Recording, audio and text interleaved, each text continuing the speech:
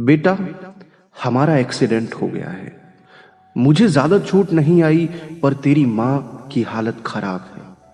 कुछ पैसों की जरूरत है और तेरी माँ को खून चढ़ाना है। 62 साल के माधव जी ने अपने बड़े बेटे से फोन पर कहा। पापा, मैं बहुत व्यस्त हूं। आजकल मेरा आना नहीं हो पाएगा। मुझे विदेश में नौकरी का पैकेज मिला है, तो उसी की तैयारी कर रहा हूं। आपका भी तो यही सपना था ना? इसीलिए हाथ भी तंग चल रहा है। पैसे की व्यवस्था कर लीजिए, मैं बाद में भेज दूंगा। उनके बड़े बेटे इंजीनियर ने जवाब दिया। उन्होंने अपने दूसरे डॉक्टर बेटे को फोन किया, पर उसने भी आने से मना कर दिया। उसे अपनी ससुराल में शादी में जाना था। हाँ, इतना जरूर कह दिया कि पैसों की चिंता मत कीजिए, मैं भिजवा दूंगा। यह अलग बात है कि उसने कभी पैसे भिजवाए नहीं। उन्होंने बहुत मायूसी से फोन रख दिया। अब उस नालायक बेटे को फोन करने का क्या फायदा? जब ये दो लायक बेटे कुछ नहीं कर रहे, तो वह नालायक क्या कर लेगा? उन्होंने सोचा और बोझिल कदमों से अस्पताल में पत्नी के पास पहुंचे और ढेर हो गए और बैठकर पुरानी बातें याद करने लगे। माधव राय जी स्कूल में शिक्षक थे।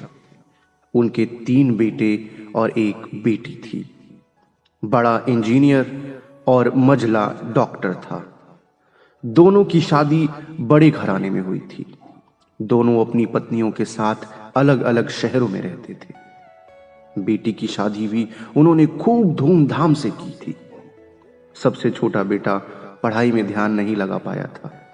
11वीं के बाद उसने पढ़ाई छोड़ दी और घर में ही रहने लगा। कहता था, मुझे नौकरी नहीं करनी, अपने माता पिता की सेवा करनी है। पर मास्टर साहब उससे बहुत ज्यादा नाराज रहते थे। उन्होंने उसका नाम नालायक रख दिया। दोनों बड़े भाई पिता के आज्ञाकारी थे, पर वह गलत बात पर भी उनसे बहस कर बैठता था।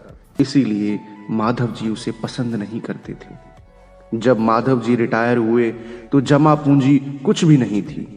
सारी बचत दोनों बेटों की उच्च शिक्षा और बेटी की शादी में खर्च हो गई थी।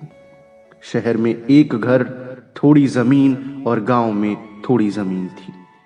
घर का खर्च उनके पेंशन से चल रहा था। माधव जी को जब लगा कि उनका छोटा बेटा सुधरने वाला नहीं है, तो उन्होंने बंटवारा कर दिया और उसके हिस्से की जमीन उसे देकर उसे गांव में ही रहने को कहा। हालांकि वह जाना नहीं चाहता था, पर पिता के जिद के आगे झुक गया और गांव में ही झोपड़ी बनाकर रहने लगा। माधव जी सबसे अपने दोनों होनहार और लायक बेटों की बड़ाई किया करते। उनका सीना गर्व से चौड़ा हो जाता था, पर उस नालायक का नाम भी नहीं लेते थे। 2 दिन पहले दोनों पति पत्नी का एक्सीडेंट हो गया था। वह अपनी पत्नी के साथ एक सरकारी अस्पताल में भर्ती थे। डॉक्टर ने उनकी पत्नी का ऑपरेशन करने को कहा था। पापा पापा सुनकर निद्रा टूटी तो देखा सामने वही नालायक खड़ा था। उन्होंने गुस्से से मुंह फेर लिया, पर उसने पापा के पैर छुए और रोते हुए बोला, पापा, आपने इस नालायक को क्यों नहीं बताया? पर मैंने भी आप लोगों पर जासूस छोड़ रखे थे। खबर मिलते ही भागा आया हूं। पापा के विरोध के बावजूद उसने उनको एक बड़े से अस्पताल में भर्ती कराया। माँ का ऑपरेशन कराया, अपना खून दिया, दिन रात उनकी सेवा में लगा रहता। फिर एक दिन वह गायब हो गया। उसके पिताजी उसके बारे में फिर से बुरा सोचने लगे कि तीसरे दिन वह वापस आ गया। महीने भर में ही माँ एकदम भली चंगी हो गई।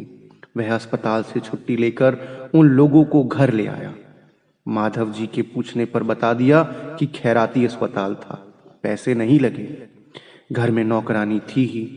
वह उन लोगों को छोड़कर वापस गांव चला गया।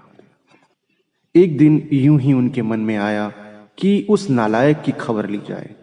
दोनों जब गांव के खेत पर पहुंचे तो झोपड़ी में ताला लगा देखकर चौंक गए। उनके खेत में काम कर रहे आदमी से पूछा तो उसने कहा, यह खेत अब मेरे हैं। क्या? पर यह खेत तो... उन्हें बहुत आश्चर्य हुआ। हाँ, उसकी मां की तबीयत बहुत खराब थी तो उसने अपने सारे खेत बेच दिए। वह रोजी रोटी की तलाश में दूसरे शहर चला गया है। बस यह झोपड़ी ही रह गई है, यह रही उसकी चाबी, उस आदमी ने कहा।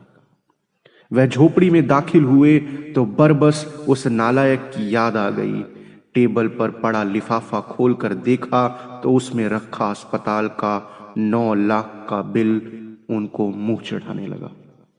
उन्होंने अपनी पत्नी से कहा, जानकी, तुम्हारा बेटा नालायक तो था ही, झूठा भी है। अचानक उनके आंखों से आंसू गिरने लगे और वह जोर से चिल्लाए, तू कहां चला गया नालायक, अपने पापा को छोड़कर? एक बार वापस आ जा, फिर मैं तुझे कहीं नहीं जाने दूंगा।